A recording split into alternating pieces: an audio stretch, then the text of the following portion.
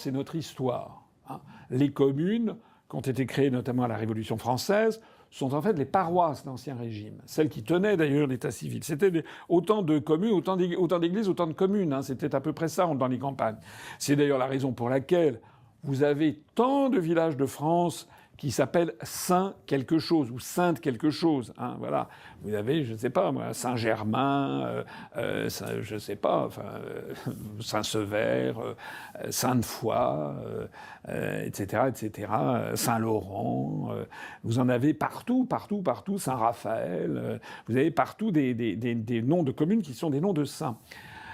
Donc, et ce qu'il faut bien comprendre, c'est que les communes de France correspondent à ce qu'est la France, le plus grand pays d'Europe, à la Révolution française déjà, avec le goût particulier des Français, dont on dit que c'est le peuple gaulois, les tribus gauloises déjà.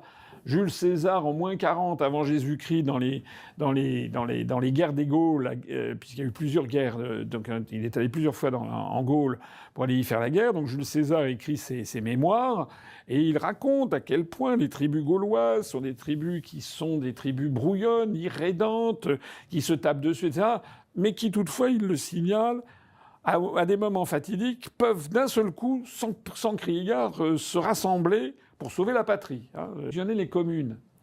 Mais si on fusionne les communes, l'objectif c'est quoi? Je l'ai déjà dit, je le répète ici, c'est d'avoir des communes qui aient la taille des comtés américains ou des grandes communes à l'allemande. C'est-à-dire, en fait, c'est plus nos petites communes, c'est des communes qui ont la taille quasiment d'un canton.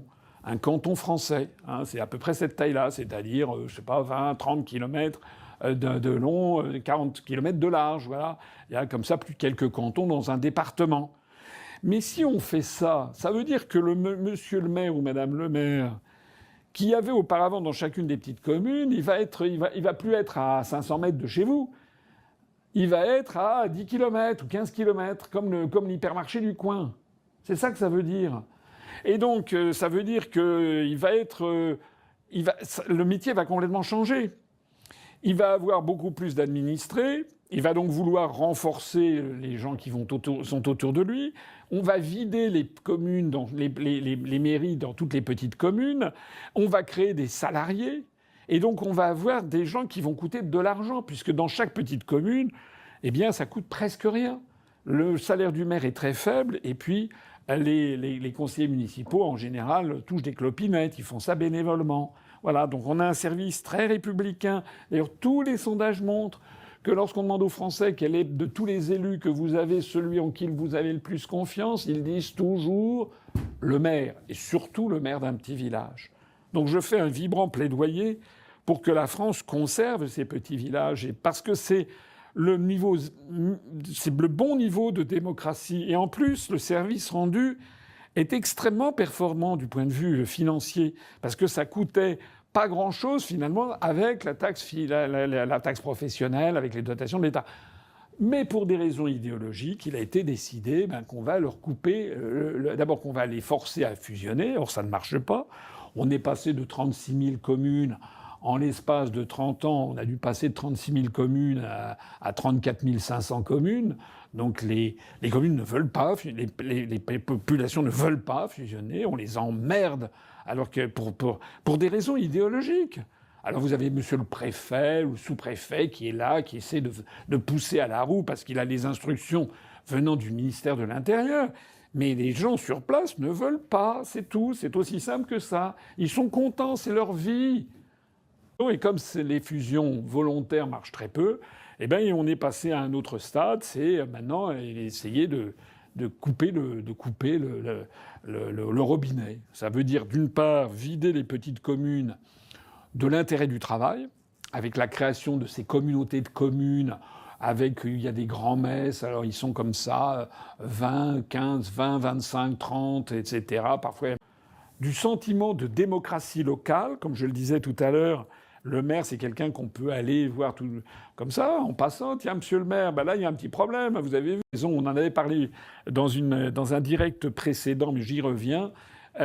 En plus de ça, les députés viennent de voter la loi de parité absolue, c'est-à-dire qu'il doit y avoir dans tous les conseils municipaux autant d'hommes que de femmes, ou autant de femmes que d'hommes. Voilà.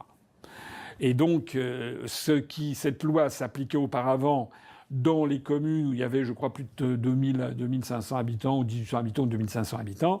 Mais plus la commune est petite, et plus ça devient difficile, puisque, vous le savez, c'est comme ça, je n'y peux rien, personne n'y peut rien. Les femmes, traditionnellement, ont statistiquement moins envie de s'engager en politique que les hommes. C'est comme ça. Et donc, si on veut avoir une parité absolue, eh bien, c'est difficile. Il faut donc avoir des dispositifs coercitifs, en fait, pour forcer à ce qu'il y ait des listes avec des femmes. Voilà.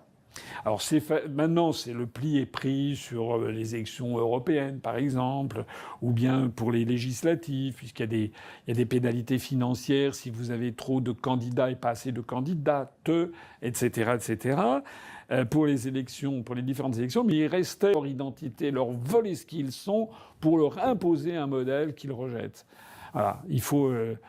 C'est pas, ça paraît comme ça des choses anodines, c'est pas du tout anodin. Hein. Voilà, c'est pour ça que nous, on se bat aussi. Et j'en profite ici pour le dire, nous, on tiendra nos engagements si on arrive au pouvoir en faveur des petites communes, parce que c'est partie intégrante de l'identité française.